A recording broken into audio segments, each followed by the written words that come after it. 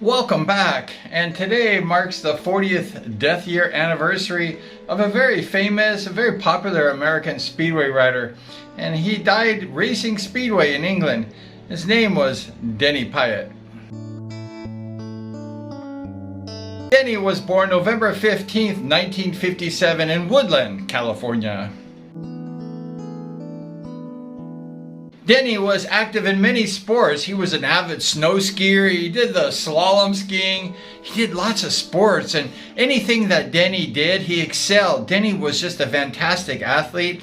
He just did everything good, and speedway is no different.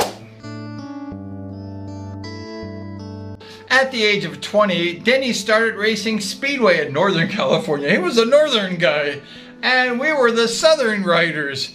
And Denny started excelling. He was doing really good in the north, so he teamed up with his buddy John Cook.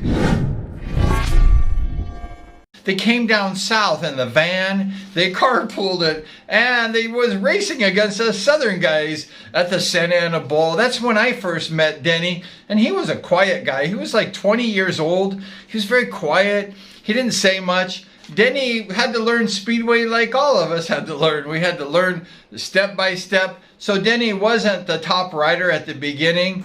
Here's Denny and I racing at the Santa Ana Bowl. I was in the lead. Denny was following close. I'm checking my air pressure, and Denny's warming the bike up for the races here behind me. However, at the end of the season, Denny progressed. Denny became a good rider, and they had the world qualifiers. And guess who won it with a maximum score? It was Denny Pyeatt. And the following year, in 1980, Denny was racing against all the top riders in the US. Mike Bass,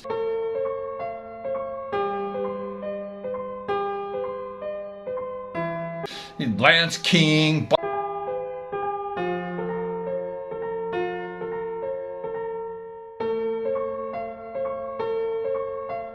Bobby Boogaloo Schwartz.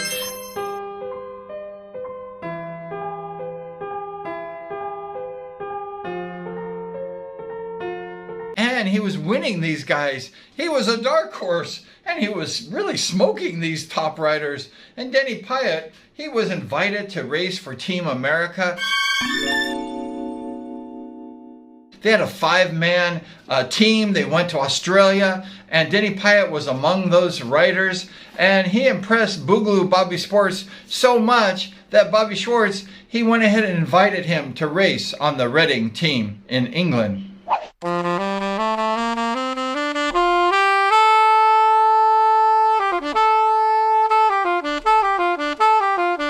You kind of knew from that point on that Denny had caught on to speedway. He became a star. He was a rising star. 1981 was Denny's first full year racing in the British League, and he scored a 4.86, let's just say 5-point average, racing for the Reading team. And he was just a good rider. He started off slow. He's a quiet guy. You know, most of the American riders, they were kind of noisy. People knew who they were. They were popular, and they also talked a lot. However, Denny was a real quiet guy. He didn't talk a lot. And his fame, his popularity, it grew from nothing. And it just kept growing and growing because everyone knew that Denny Pyeatt was a quiet young man, and he was a good speedway rider. 1982 happened to be Denny's last year. He was just 24 years old. He had raced in 29 meetings for the Reading team, and he averaged over 5 points. And he was just a solid rider. He was a good rider. And the fans, he became one of those guys that everyone just fell in love with. And the home team really were standing behind Denny, and because they saw his progress. Denny Pyeatt, when he did something, he really worked hard at it, and he became a success. That fateful night, July 17th, 1982, at the Hackney Speedway, team manager John Smith, he saw that Denny had won his first 2 heats, and the Reading team was up 27-21 over Hackney, and it was a good match. And team manager John Smith, he said to Denny, I want you to go in there and race against Hackney's #1 rider, Bo Peterson. And so Denny followed the orders of the team captain and the manager, and he went in there and he raced Heat number 9, and that happened to be the fateful Heat 9.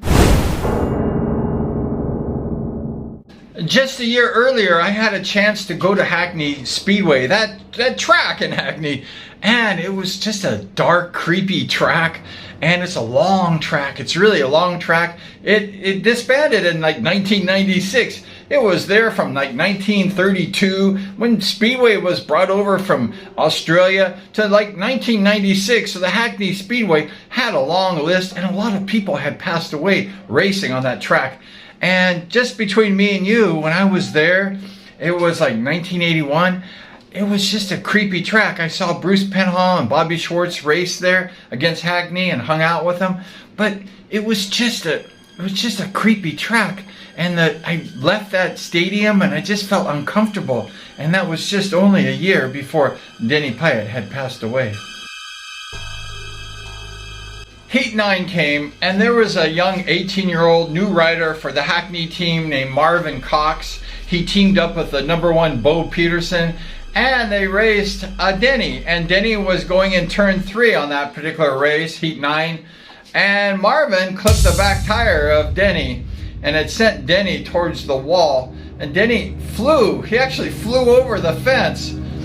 Some reports say like a rag doll, which is really scary because, you know, Hackney's a really fast track and it's really creepy, like I mentioned. And Denny flew over the safety fence.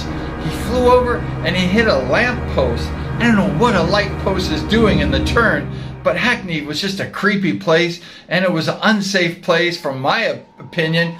And Denny Pyeatt hit that post going who knows how fast, and he was rushed to the hospital immediately. He was put on life support system, and sad to say that next morning or that night, Denny Pyeatt had passed away.